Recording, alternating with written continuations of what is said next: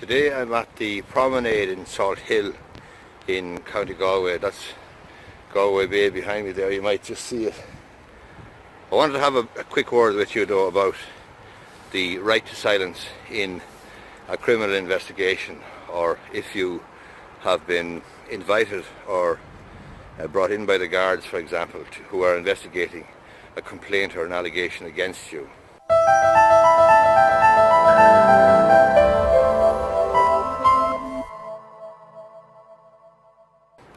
Essentially, everybody has a right in Irish law to not make statements which are self-incriminating. This right derives from the Constitution and from United Nations human rights law, and indeed to a certain extent from judges' rules which have come into law in Ireland in the last number of years, or at least been recognised for some time, as to how you are to be treated if you're being questioned by an Gardaí. The situation can arise where you're invited to go into the guards to make a caution statement, a statement under caution to the Gardaí, and you may well be encouraged to do so, and you may well be told by a very nice Garda that this will be helpful for you in the long run. But the legal position is that you do have a right not to make statements which may incriminate you in any allegation or offence or prosecution or complaint against you. Now, you do need to be careful that over the last number of years in Irish law there has been a significant erosion of the right to silence, because a lot of law has been passed onto the statute books which provides for adverse inferences being drawn against you if you fail to make a statement. For example, if you have a particular substance on your body, or if you were carrying a gun, or if you were in possession of drugs, certain pieces of legislation now make provision for adverse inferences to be drawn against you and your failure to make any statement about the questions put to you.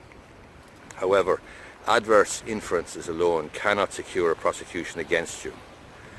So the old advice from any lawyer to you, if you were being questioned by an Garda Síochána about an alleged offence, would be to say nothing and to exercise your right to silence. It is very difficult, I believe, to see too many circumstances where you should pass up this right.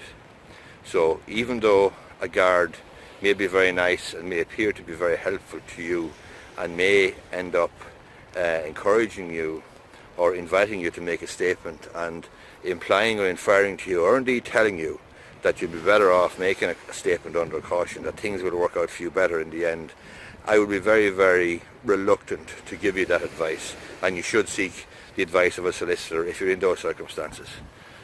Because the bottom line is, if you do make a statement under caution, essentially that's going to be used in evidence against you. You'll be told at the time, with the caution that the Gardaí give you, that it may be used in evidence. Well, look, if you are owning up or incriminating yourself or making an admission, you can be damn sure that that statement is going to be used in evidence.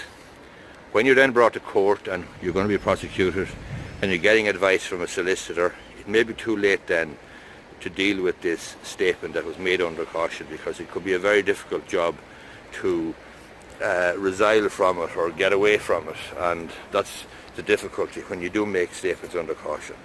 So what I'm saying to you in summary then, you do have a right to silence in Irish criminal law to not make statements which incriminate you. This right to silence has been attacked or infringed to a huge degree, or changed to a huge degree, over the last number of years by the introduction of law onto the statute books which create a provision for adverse inferences to be drawn against you if you don't make statements. Nevertheless, I think that it would be generally good advice that you do not make any statement, you exercise the right to silence, and you get the advice of a solicitor before you make any statements to the Gardaí if they are investigating a complaint of criminal conduct against you.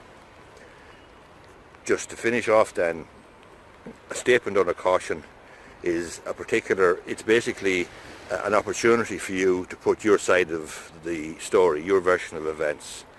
You cannot be cross-examined about it, except the guard can simply ask you a question or two in order to clarify something that you might have said. So it may look like an attractive proposition.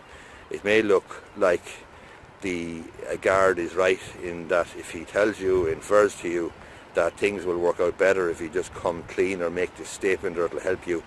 Do be careful, do get legal advice before you do so, because if you do make a statement under caution, then later on, if you find that the prosecution, the Gardaí, is unable to find or get sufficient evidence to convict you, you're going to have a difficult time with the statement under caution that you've made, which may have been made at the behest of a guard who appeared to be very helpful and sympathetic to your situation.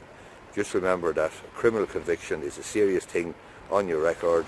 It will have implications obviously for your life, your standing in the community, your ability to travel abroad, and your employment situation. My name is Terry Gorry. I'm a solicitor in Enfield, County Meath. I hope you find this video useful. If you do, you might please give us a thumbs up down below, and you can subscribe to my YouTube channel, which has a lot of videos now about various aspects of law and business in Ireland. Thanks for watching.